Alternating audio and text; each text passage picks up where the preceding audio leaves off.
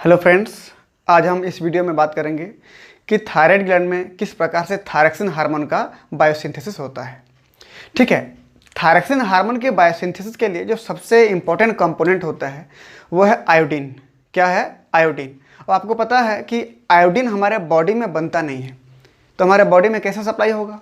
Food material से, nutrient source से, वो बाहर से भोजन के रूप में हम हमारे बॉडी में उसको सप्लाई करते हैं। ठीक है, तो सबसे इंपॉर्टेंट कंपोनेंट क्या हो गया? आयोडीन। तो जैसे हमने भोजन के द्वारा आयोडीन को लिया तो आयोडीन हमारे एलिमेंट्री कैनाल से एब्जॉर्ब हो गया, ब्लड वेसल में चला गया, और ब्लड वेसल से सप्लाई होकर के, सर्कुलेट होकर के कहाँ चला गया? वो थायराइड ग्लैंड में। और जैसे कि हमने पिछले लेक्चर में बात किया था कि थायराइड ग्लैंड में ब्लड वेसल भी होते हैं, तो उस ब्लड वेसल्स में क्या चला गया? आयोडीन। लेकिन सबसे जो ध्यान देने वाली बात यह है कि जो आयोडीन पहुंचा वो आयोडीन आयनिक फॉर्म में पहुंचता है, एनायनिक फॉर्म में, जिसको हम आयोडाइड बोलते हैं। ठीक है, नाम क्या है इसका? आयोडाइड। तो अभी थायराइड ग्लैंड में क्या पहुंच चुका है? आयोडाइड पहुंच चुका है। लेकिन आपको पता है कि थायरॉक्सिन हार्मोन का सिंथेसिस कहाँ होता है? थायराइड ग्लैंड में तो होता है। थायराइड ग्लैंड में कहाँ पे होता है? फॉलिकल होती है, थायराइड फॉलिकल। थायराइड फॉलिकल के जो अंदर कॉलॉइड होता है वहीं पे होती है। और ये मान लीजिए एक थायराइड ग्लैंड का एक फॉलिकल था और ये कॉलॉइड था। यहां पर थायरॉक्सिन हार्मोन बनेगा, लेकिन उस थायरॉक्सिन हार्मोन को बनने के लिए हमको किसकी जरूरत पड़ेगी? आयोडीन की। तो इस आयोडीन को इस ब्लड वेसल से यहां तक लेके जाएंगे। कहां से कहां तक? ब्लड वेसल से कॉलॉइड तक। तो इस प्रोसेस को बोलते हैं हम आयोडीन का ट्रैपिंग।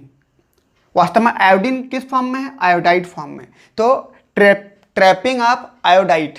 तो सबसे पहला स्टेप क्या हो जाएगा इसका? Iodide trapping. तो यहाँ जो थायरॉक्सिन हार्मोन बनेगा, उस थायरॉक्सिन हार्मोन को बनने के लिए हमारे पास 5 स्टेप हैं। यहाँ से आयोडीन के ट्रैपिंग से, आयोडाइड के ट्रैपिंग से लेकर के थायरॉक्सिन हार्मोन के रिलीज तक टोटल 5 स्टेप होते हैं। तो सबसे पहला स्टेप क्या हो गया? जैसे आयोडीन को हम ट्रैपिंग करेंगे, जैसे आयोडीन अंदर चला जाएगा कॉलॉइड में, तो पहला स्टेप ट्रैपिंग हो गया। जैसे कॉलॉइड में आ गया, जब तक ये आयोडाइड फॉर्म में है तब तक ये थायरॉक्सिन नहीं बना सकता। तो इसके इस इलेक्ट्रॉन को हटाना पड़ेगा। जो एनायन दिख रहा है, ये इलेक्ट्रॉन की वजह से इस इलेक्ट्रॉन को हटाना पड़ेगा। मतलब इसका क्या करना पड़ेगा? ऑक्सीडेशन। तो दूसरा प्रोसेस क्या हो गया? Oxidation of iodide ion. ठीक है, आयोडाइड आयन का हमने ऑक्सीडेशन कर दिया। अब सिंपल ये बन गया आयोडीन। अब ये आयोडीन क्या करेगा? यहाँ पर जो थायरोग्लोबुलिन प्रोटीन था, हमने पिछले लेक्चर में बात किया था, जो थायरोग्लोबुलिन प्रोटीन था, ये आयोडीन जाके थायरोग्लोबुलिन से जुड़ेगा। ठीक है, थायरोग्लोबुलिन से जुड़ेगा तो प्रोसेस क्या कहलाएगी? Organification of thyroglobulin. थायरोग्लोबुलिन में अब आयोडीन जुड़ने लगा है, उसको हम आयोडीनेशन भी बोलते हैं, आयोडीन का जुड़ना। ठीक है, जैसे आयोडीन जुड़ जाएगा उसके बाद एक प्रोसेस होता है कपलिंग। क्या होता है? Coupling of iodotyrosine residue. इसको हम आगे डिटेल से बताएंगे। तो क्या हो गया? Coupling of iodotyrosine residue. और जो 5वां स्टेप है, यहां तक ये थायरॉक्सिन बन गया। अब क्या करेंगे? बने हुए थायरॉक्सिन यहां बन गया, और थायरॉक्सिन क्या करेंगे? अब हम रिलीज करेंगे। कहां पर रिलीज करेंगे उसको? ब्लड वेसल में। तो ये 5वां स्टेप हो गया। तो टोटल कितना स्टेप हो गए? 5 स्टेप। सबसे पहला आयोडीन ट्रैपिंग, मतलब आयोडाइड ट्रैपिंग। दूसरा ऑक्सीडेशन ऑफ आयोडाइड आयन। तीसरा ऑर्गेनिफिकेशन ऑफ थायरोग्लोबुलिन प्रोटीन। तीसरा कपलिंग ऑफ आयोडोटायरोसिन रेजिड्यू। और 5वां जो है रिलीज ऑफ थायरॉक्सिन हार्मोन। ठीक है, टोटल ये 5 स्टेप हैं। तो सबसे पहला देखिए आयोडाइड ट्रैपिंग किस प्रकार से होता है। हम यहां पर बात करेंगे ब्लड वेसल्स, और सिर्फ एक फॉलिकुलर सेल बनाएंगे और किसको शो करेंगे? कॉलॉइड को। मतलब 3 चीजें शो करेंगे हम। पहला क्या? ब्लड वेसल, फिर फॉलिकुलर सेल, फिर कॉलॉइड। ठीक है, तो आइए थोड़ा सा स्ट्रक्चर देख लेते हैं हम लोग। ये है ब्लड वेसल्स, ये है फॉलिकुलर सेल्स, और ये हो गया हमारा कॉलॉइड। ठीक है, तो देखिए ये जो फॉलिकुलर सेल है, फॉलिकुलर सेल का जो ब्लड वेसल तरफ का जो ये मेम्ब्रेन होगा उसको बोलते हैं हम बेसोलेटरल मेम्ब्रेन। क्या बोलते हैं इसको? इस मेम्ब्रेन को बेसोलेटरल मेम्ब्रेन। बेसोलेटरल मेम्ब्रेन ये हो गया, ये वाला मेम्ब्रेन। जबकि ल्यूमिनल साइड का, जो ल्यूमेन की तरफ है, कॉलॉइड की तरफ जो है, उसको बोलते हैं हम एपिकल मेम्ब्रेन। क्या बोलते हैं इसको? हम एपिकल मेम्ब्रेन, एपिकल मेम्ब्रेन, ठीक है। ये बेसोलेटरल मेम्ब्रेन और ये एपिकल मेम्ब्रेन। तो सबसे पहले हम ये बात कर लेते हैं कि ये जो फॉलिकुलर सेल है, फॉलिकुलर सेल के अंदर ये जो दिख रहा है आपको एंडोप्लाज्मिक रेटिकुलम, एंडोप्लाज्मिक रेटिकुलम एक प्रोटीन को प्रोसेस करता है जिसका नाम है थायरोग्लोबुलिन। तो बनता कहाँ से है बोलने पर? राइबोसोम बनाता है उसको। तो राइबोसोम ने बनाया, ईआर ने उसको प्रोसेस किया, प्रोसेसिंग करने के बाद कहाँ ट्रांसपोर्ट कर दिया? गाल्जी बॉडी के पास। और गाल्जी बॉडी से वेसाइकल के रूप में ये कौन से मेम्ब्रेन फ्यूज हो गया? एपिकल मेम्ब्रेन में। जैसे फ्यूज हो गया, इसके अंदर जो प्रोटीन था, प्रोटीन का नाम क्या था? Thyroglobulin protein. ये प्रोटीन चला गया कोलॉइड में। ये हो गया कौन सा protein? Thyroglobulin protein, thyroglobulin protein, ठीक है। हम इसको टी और जी सिंपल शॉर्ट फॉर्म में ऐसे लिख देते हैं। इसकी एक विशेषता है कि जो थायरोग्लोबुलिन प्रोटीन होता है उसमें बहुत सारे टायरोसिन अमीनो एसिड पाए जाते हैं। कौन से अमीनो एसिड पाए जाते हैं? टायरोसिन। जितने भी रेड कलर का दिखाई दे रहा है मान लीजिए ये सब टायरोसिन है। टायरोसिन आपको पता है कि जो प्रोटीन होता है अमीनो एसिड से मिलकर बना होता है, उसमें से जो ये रेड कलर दिख रहा है उसको बोलते हैं टायरोसिन, ठीक है। प्रोटीन का एक जो होता है N terminal amino terminal amino group होता है, दूसरे में कार्बोक्सिलिक ग्रुप तो सी टर्मिनल, ठीक है। तो ये हो गया थायरोग्लोबुलिन। तो कोलॉइड में कौन पहले से मौजूद है? कौन सा प्रोटीन? Thyroglobulin protein. किसने बनाया था? उसको बनाया था फॉलिकुलर सेल ने। अब आगे बात करते हैं, यहां तक किसको लेके जाना है? सबसे पहला हमने स्टेप क्या बोला था? Iodide trapping. इसका मतलब क्या है? यहां पर आयोडाइड है इस प्रकार से, इस आयोडाइड को अंदर लेके जाना है। तो आयोडाइड ट्रैपिंग में क्या होगा? देखिए ये आयोडाइड क्या है कि यहां पर देखिए माइनस चार्ज है, एनायनिक फॉर्म में है, तो मेम्ब्रेन को तो क्रॉस नहीं कर पाएगा, मेम्ब्रेन को क्रॉस नहीं करेगा। क्यों नहीं करेगा? क्योंकि मेम्ब्रेन जो होता है सेल का मेम्ब्रेन वो हाइड्रोफोबिक नेचर का होता है, जबकि यह आयोडाइड कैसा हाइड्रोफिलिक नेचर का है। दोनों का नेचर अलग अलग हो गया, तो ये इसमें क्रॉस नहीं कर पाएगा। अगर उसको उधर लेना है तो हमको किसकी जरूरत पड़ेगी? ट्रांसपोर्टर की जरूरत पड़ेगी, और ये ट्रांसपोर्टर एक है, ठीक है। तो ये जो ट्रांसपोर्टर है ये एक प्रकार का सिम पोर्टर है। क्या है? SIM porter. सिम पोर्टर किसको बोलते हैं? जो दो प्रकार के मॉलिक्यूल को एक साथ ट्रांसपोर्ट करता है। जैसे यहाँ पर दो सोडियम आयन भी ट्रांसपोर्ट होते हैं। क्या होते हैं? दो सोडियम आयन और एक आयोडाइड आयन, ये दोनों ट्रांसपोर्ट होंगे। ऐसे ये दो सोडियम आयन भी गया इधर, दो सोडियम आयन भी ट्रांसपोर्ट हुआ और एक आयोडाइड आयन भी ट्रांसपोर्ट हुआ, ठीक है, आयोडाइड आयन। तो इसका नाम क्या हो जाएगा? Sodium iodide SIM porter. मतलब क्या हो गया? सोडियम ये आयोडाइड सिम पोर्टर, ठीक है। एन का मतलब होता है नेट्रियम, नेट्रियम मतलब सोडियम ही होता है, ठीक है। तो एन ए का मैं पहला फॉर्म लिख दिया हूँ, सोडियम आयोडाइड सिम पोर्टर। तो भाई ये जो सोडियम है, सोडियम ब्लड में कैसे आएगा, कैसे मेंटेन होगा? तो वो होगा यहाँ पर एक दिख रहा है आपको पंप, सोडियम पोटेशियम पंप। ये क्या करता है कि अंदर से मतलब सेल, फॉलिकुलर सेल के अंदर से, साइटोसोल से 3 सोडियम को, कितने सोडियम को? 3 सोडियम को बाहर भेजता है और 2 पोटेशियम को अंदर लेता है, 2 पोटेशियम आयन को अंदर लेता है, ठीक है। ये हो गया सोडियम पोटेशियम पंप, ठीक है, सोडियम पोटेशियम पंप, ये ठीक है। तो क्योंकि पंप है तो यहां पर एटीपी यूज होता है, ठीक है। एक प्रकार का एटीपीएज है। क्या यूज करता है? एटीपी मतलब एनर्जी। ये एटीपी यूज करेगा, एटीपी यूज किया, एडीपी प्लस इन आयरन फॉस्फेट में ये हाइड्रोलाइसिस हो गया, इसका एनर्जी इनको ट्रांसपोर्ट कर दिया। एटीपी क्यों लगती है बोलने पर? क्योंकि सोडियम को हम कम से ज़्यादा क्यों ट्रांसपोर्ट कर रहे हैं? इधर ब्लड में ऑलरेडी सोडियम बहुत ज़्यादा है, फिर भी उधर ट्रांसपोर्ट कर रहे हैं, और जबकि पोटेशियम सेल के अंदर ज़्यादा है, फिर भी उधर ट्रांसपोर्ट कर रहे हैं। तो जब किसी भी मॉलिक्यूल को लो कॉन्सेंट्रेशन से हाई कॉन्सेंट्रेशन को ट्रांसपोर्ट करते हैं तो वहाँ पर एनर्जी की ज़रूरत पड़ती है, ठीक है। तो उस प्रकार के ट्रांसपोर्टर को क्या बोलते हैं हम? एक्टिव ट्रांसपोर्टर, और उस ट्रांसपोर्ट को एक्टिव ट्रांसपोर्ट, ठीक है। तो यहाँ पर कौन है बोलने पर? Sodium potassium pump. और यही तो सोडियम है वो जो आयोडाइड को अंदर लेने में मदद कर रहा है, ठीक है। तो ये तो इधर सोडियम रिसाइकल हो गया, पुनः रिसाइकल हो रहा है ये, जबकि अंदर कौन आ गया अभी? Iodide ion. अब इस आयोडाइड आयन को कहाँ तक लेना है हमको, कॉलॉइड तक लेना है। ठीक है, तो कॉलॉइड तक लेने के लिए इसको फिर एक ट्रांसपोर्टर से पार करके लेना पड़ेगा, क्योंकि ये मेम्ब्रेन फिर हाइड्रोफोबिक नेचर का, ये फिर हाइड्रोफिलिक, फिर क्रॉस नहीं कर पाएगा, तो ट्रांसपोर्टर की फिर जरूरत पड़ेगी। तो यहाँ पर जो ट्रांसपोर्टर है ये एक प्रकार का एंटीपोर्टर है। एंटीपोर्टर मतलब कि जब इधर से एक मॉलिक्यूल कोई एटम ट्रांसफर होगा तो उधर से कोई एटम उल्टा आएगा, उल्टी दिशा में ट्रांसपोर्ट होगा। तो देख सकते हैं यहाँ पर ये क्या था, आयोडाइड आयनिक फॉर्म में था। तो जब ये आयोडाइड इस प्रकार से इधर ट्रांसपोर्ट होता है तो उधर से कॉलॉइड से क्लोराइड आयन किधर आ गए, ये साइटोसोल में आ गया, फॉलिकुलर सेल के। ठीक है, तो ये क्या हो गया, जब आयोडाइड जा रहा है तो क्लोराइड सेल के अंदर आ रहा है। ये हो गया एक प्रकार का एंटीपोर्टर। नाम क्या हो जाएगा, क्लोराइड आयोडाइड एंटीपोर्टर। ठीक है, इसका नाम भी स्पेशल नाम है, इसका नाम क्या है, पेंड्रीन। नाम क्या है इसका, पेंड्रीन। ठीक है, इसका नाम क्या हो गया, पेंड्रीन। तो इस प्रकार से हमने क्या ट्रांसफर कर लिया, किसको ट्रांसफर कर लिया, आयोडाइड आयन को। कहाँ से, ब्लड वेसल से। तो ब्लड वेसल से हमने कॉलॉइड तक ले गए, तो यहाँ से यहाँ तक लिए, क्या कहलाएगा वो, आयोडाइड ट्रैपिंग।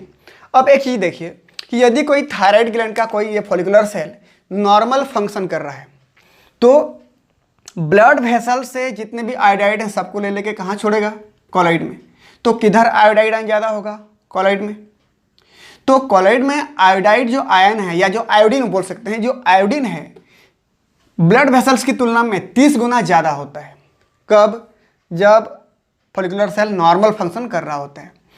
लेकिन यदि वो नॉर्मल से ज़्यादा हाइपर एक्टिव काम कर रहा है, मतलब हाइपर एक्टिव है, बहुत ज़्यादा काम कर रहा है, तो बहुत ज़्यादा ट्रांसपोर्ट करेगा, मतलब ट्रैप करेगा, तो बहुत ज़्यादा यहाँ पर जमा हो जाएगा, लगभग 250 गुना बढ़ जाता है यहाँ पर। किसकी तुलना में, ब्लड वेसल में पाए वाले आयोडाइड की कॉन्सेंट्रेशन में कॉलॉइड में आयोडाइड की कॉन्सेंट्रेशन 250 गुना ज़्यादा होता है। कब, जब यह हाइपर एक्टिव होता है।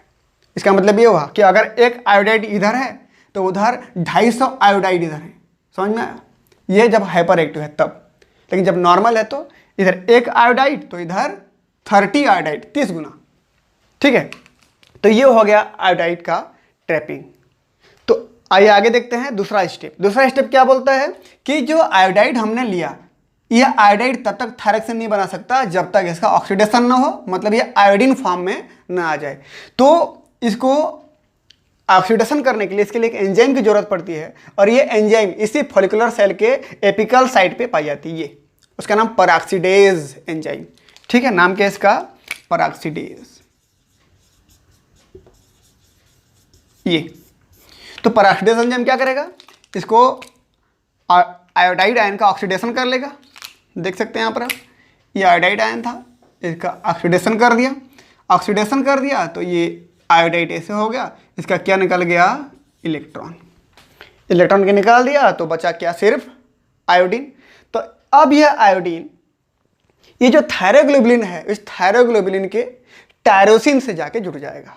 ठीक है, तो यहाँ तक का प्रोसेस क्या हुआ जी, यहाँ से यहाँ तक का प्रोसेस हो गया क्या, ऑक्सीडेशन ऑफ आयोडाइड आयन। तो हमने दूसरा स्टेप भी पूरा कर लिया। तीसरा स्टेप देखते हैं कि ये आयोडीन इस थायरोग्लोबुलिन में जाके जुड़ेगा, लेकिन कहाँ जुड़ेगा, जहाँ जहाँ पे टायरोसिन रेसिड्यू है, जहाँ जहाँ पर टायरोसिन अमीनो एसिड है। तो इस प्रकार से इस आयोडीन का थायरोग्लोबुलिन के साथ जाके जुड़ना क्या कहलाएगा, ऑर्गेनिफिकेशन ऑफ थायरोग्लोबुलिन प्रोटीन। तीसरा स्टेप हो गया।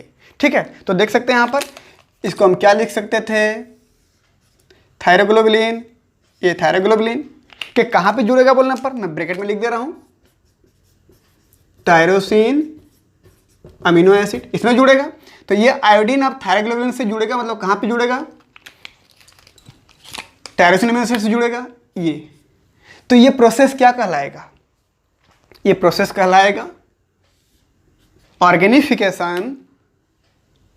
ये तीसरा स्टेप था। ये देखिए, यहाँ से लेकर यहाँ तक का स्टेप ये पहला स्टेप था, हम इसको पहला स्टेप मान लें, ये पहला स्टेप। ये कौन सा स्टेप हो जाएगा, दूसरा स्टेप, ऑक्सीडेशन वाला काम। और ये तीसरा स्टेप क्या हो जाएगा, ऑर्गेनिफिकेशन। Organification of thyroglobulin. ठीक है, तो अब ये आयोडीन थायरोग्लोबुलिन ये जुड़ चुका है। ठीक है, क्या बोलेंगे इसको हम? आयोडोटायरोसिन। ठीक है, लिखे हम लोग, लिख चुके हैं इसको। अब देख सकते हैं यहां पर कि जो आयोडीन और थायरोग्लोबुलिन जुड़ चुके हैं, यदि हम यहां पर देखते हैं, यदि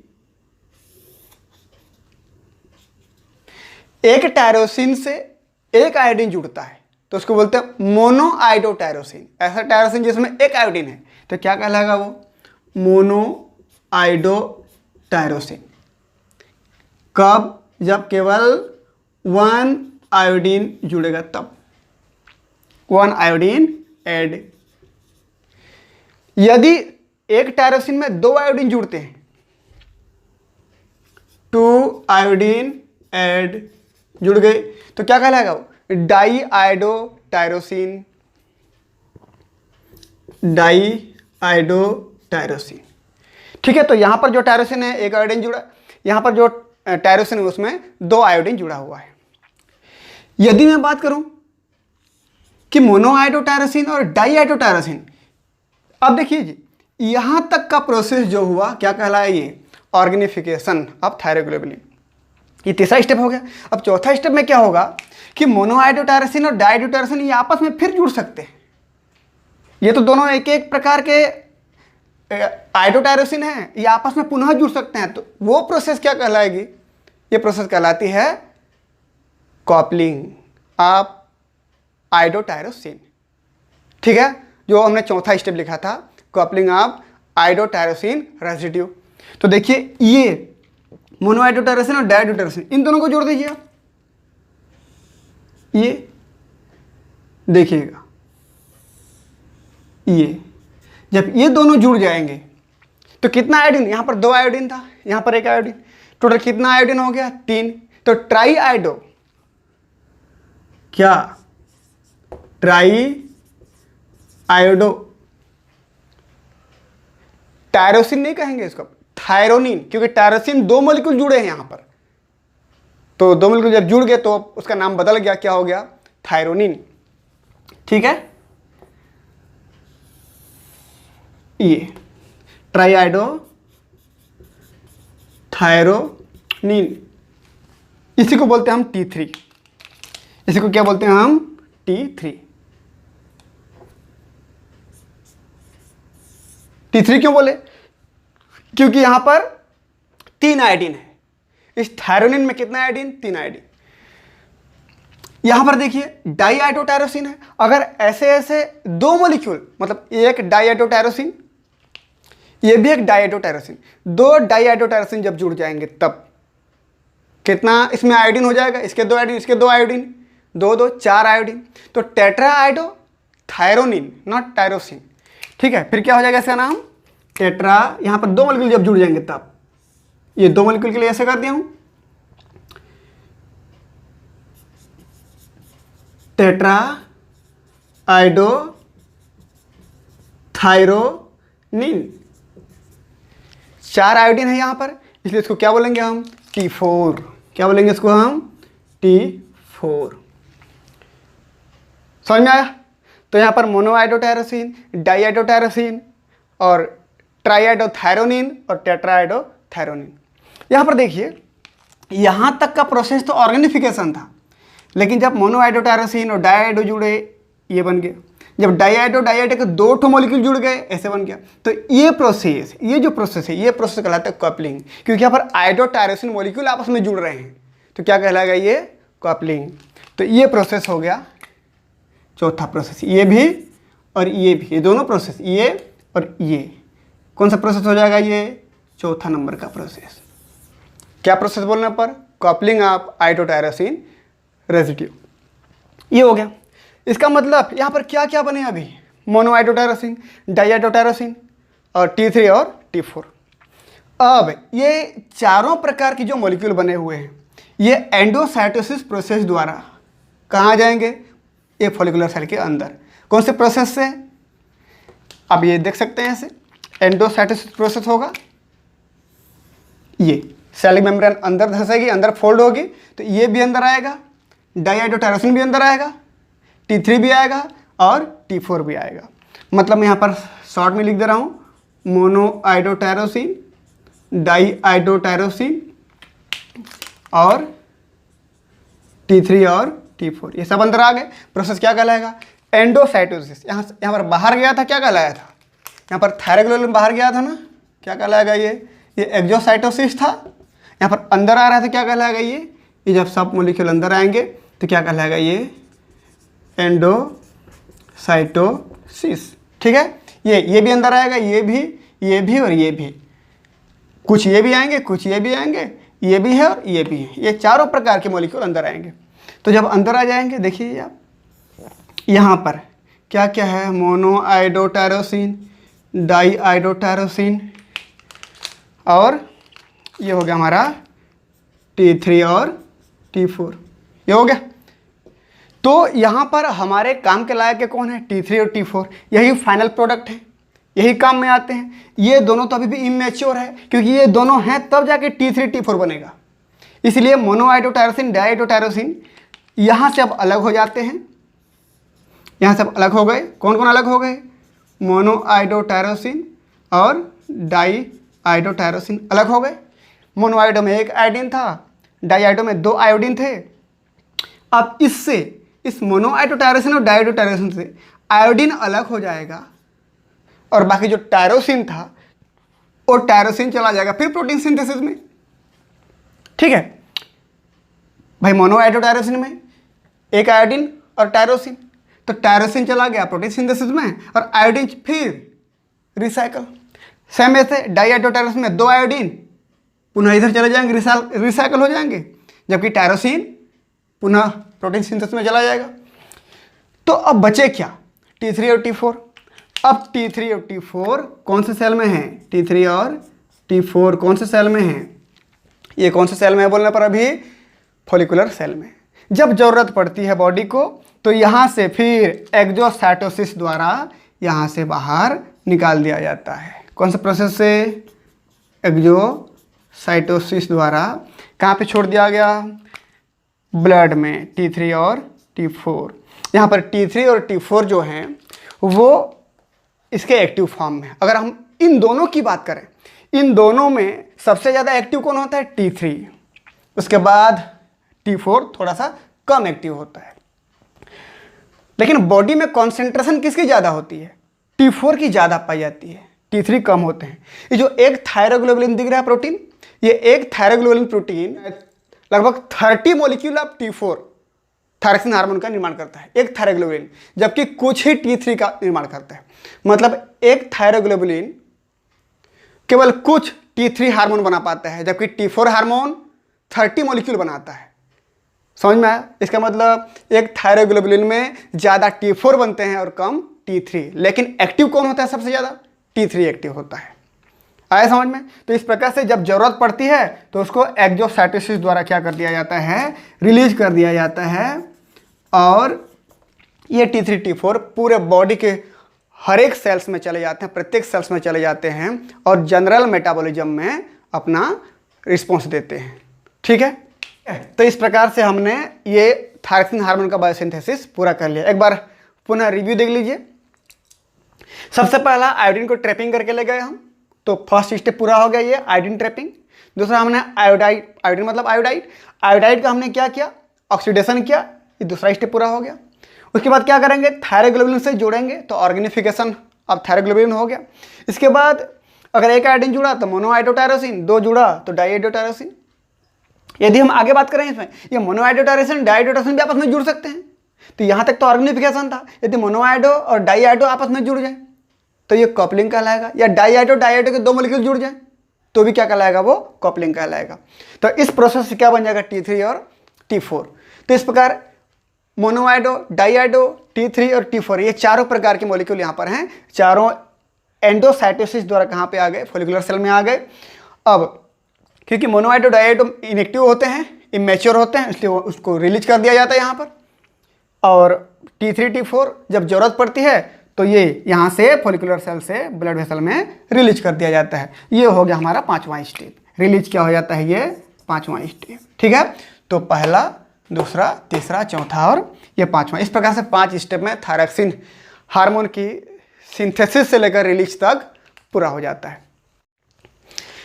यहाँ पर कुछ इजीली क्वेश्चन आते हैं, ट्रिकी बेस्ड क्वेश्चन रहते हैं, जो अगर ध्यान नहीं दिए तो गलत हो सकता है।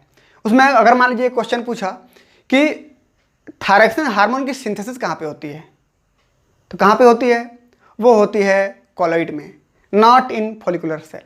इसमें नहीं होता है, यहाँ पे होता है। दूसरा क्वेश्चन कि थायरॉक्सिन हार्मोन का रिलीज कौन करता है, फॉलिकुलर सेल। आया समझ में, सिंथेसिस यहाँ पे हुआ, रिलीज इसने किया।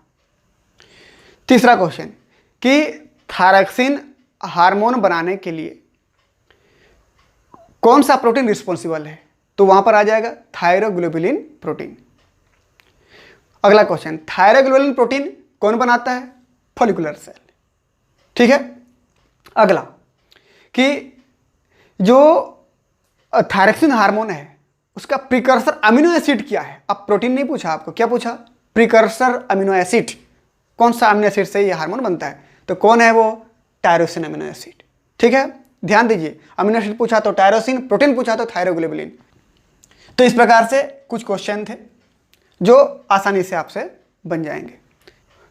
उम्मीद करता हूं आपको ये कॉन्सेप्ट समझ में आ गया होगा। Thank you.